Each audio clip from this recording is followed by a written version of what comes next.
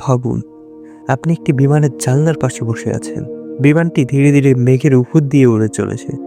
ঠিক তখনই নিচে দেখলেন চারিদিকে শুধু নীল, কোনো শহর নেই, কোনো রাস্তা নেই, কোনো মানুষ নেই, শুধু অসীম জল। এই বিশাল নীল জগতের নাম প্যাসিফিক ওশান।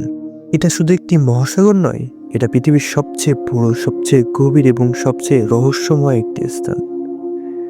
এটা এতটাই বড় যে পৃথিবীর সব মহাদেশ একসাথে রাখলেও এটা সমান হবে না। সবচেয়ে আশ্চর্যের বিষয় হলো, মানুষ এখনো এই মহাসাগরের 5% আবিষ্কার করছে, বাকি 95% এখনো অজানা। নমস্কার, আমি প্রসেনজিৎ। আজকে আমরা প্রশান্ত মহাসাগরের ছোট বড় সবকিছু নিয়েই কথা বলবো। আপনি যদি চ্যানেলটিতে নতুন হয়ে থাকেন, ভিডিওতে লাইক করে চ্যানেলটি সাবস্ক্রাইব করে পাশে থাকুন। আমাদের সবার মনে একটা প্রশ্ন থেকেই যায় যে এই বিশাল মহাসাগরের জন্ম কিভাবে হয়েছে, এর গভীরে কি লুকিয়ে আছে, এবং কেন এটা পৃথিবীর সবচেয়ে ভয়ঙ্কর জায়গাগুলোর একটি। আজ থেকে প্রায় 200 মিলিয়ন বছর আগে পৃথিবীর চেহারা আজকের মতো ছিল না। তখন পৃথিবী ছিল এক বিশাল সুপার কন্টিনেন্ট, প্যানজিয়া। এই বিশাল ভূমি ধীরে ধীরে ভেঙে যায়, ভূমি আলাদা হতে থাকে এবং মাঝখানে তৈরি হয় এক বিশাল জলভাগ। এভাবেই তৈরি হয় বিভিন্ন মহাসাগর।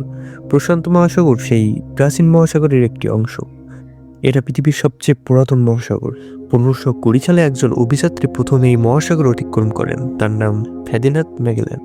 তিনি লক্ষ্য করেন সমুদ্র তুলনামূলক শান্ত, তাই তিনি নাম দেন প্যাসিফিক, যার অর্থ শান্ত।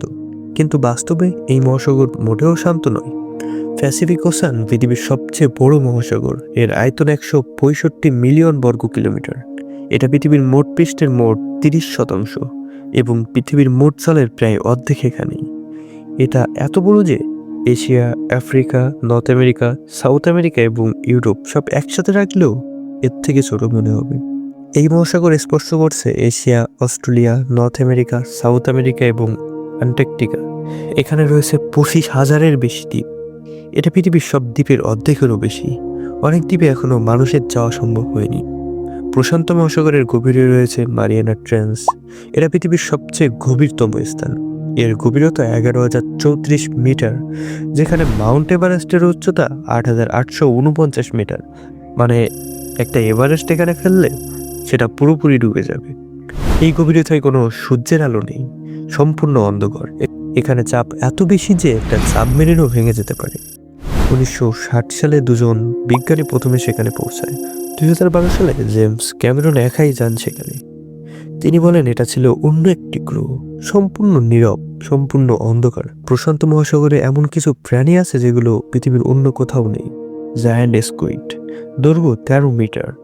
অ্যাংলার ফিশ, এরা নিজের শরীর থেকে নিজেই আলো তৈরি করতে পারে। এটাকে বলা হয় বায়োলুমিনেসেন্স। গ্যাস অক্টোপাস, এদের শরীর প্রায় স্বচ্ছ। অনেক মাছ যারা সম্পূর্ণ অন্ধ, কারণ সেখানে কোনো আলো নেই। বিজ্ঞানীরা বিশ্বাস করেন যে প্রতি বছর নতুন প্রজাতি আবিষ্কার হচ্ছে। প্রশান্ত মহাসাগরের চারপাশে রয়েছে রিং অফ ফায়ার, পৃথিবীর সবচেয়ে সক্রিয় আগ্নেয়গিরি অঞ্চল এখানে রয়েছে। 450-টির বেশি ভলকানো। পৃথিবীর 75% আগ্নেয়গিরি এখানে। জাপান, ইন্দোনেশিয়া, চিলি সব এই অঞ্চলেই। এখানে নিয়মিত ভূমিকম্প তো স্বাভাবিক। অপরদিকে প্রশান্ত মহাসাগর হলো সুনামির প্রধান উৎস। এদিকে সুনামি তৈরি হয় ভূমিকম্পের কারণে। 2004 সালে একটি বিশাল সুনামি তৈরি হয়েছিল, যার ঢেউয়ের উচ্চতা ছিল 30 মিটার। এটা একটি পুরো শহরকে ধ্বংস করে দিয়েছিল। লক্ষ লক্ষ মানুষ ক্ষতিগ্রস্ত হয়েছিল। প্রশান্ত মহাসাগরে হাজার হাজার জাহাজ হারিয়ে গেছে। দ্বিতীয় বিশ্বযুদ্ধের সময় অনেক যুদ্ধ জাহাজ ডুবে যায়, আজও সেগুলো নিচে রয়েছে। অনেক এয়ারপ্লেন এখানে হারিয়ে গেছে, এখনো খুঁজে পাওয়া যায়নি। মানুষ চাঁদের পুরো ম্যাপ তৈরি করতে পারছে, কিন্তু এই সমুদ্রের মাত্র 5% ম্যাপ তৈরি করা হয়েছে। বাকি 95% এখনো অজানা। সম্ভবত সেখানে রয়েছে অজানা প্রাণী, অজানা পাহাড় এবং অজানা জগৎ। প্রশান্ত মহাসাগর শুধু একটি মহাসাগর নয়, এটা একটি রহস্য, একটি অজানা জগৎ।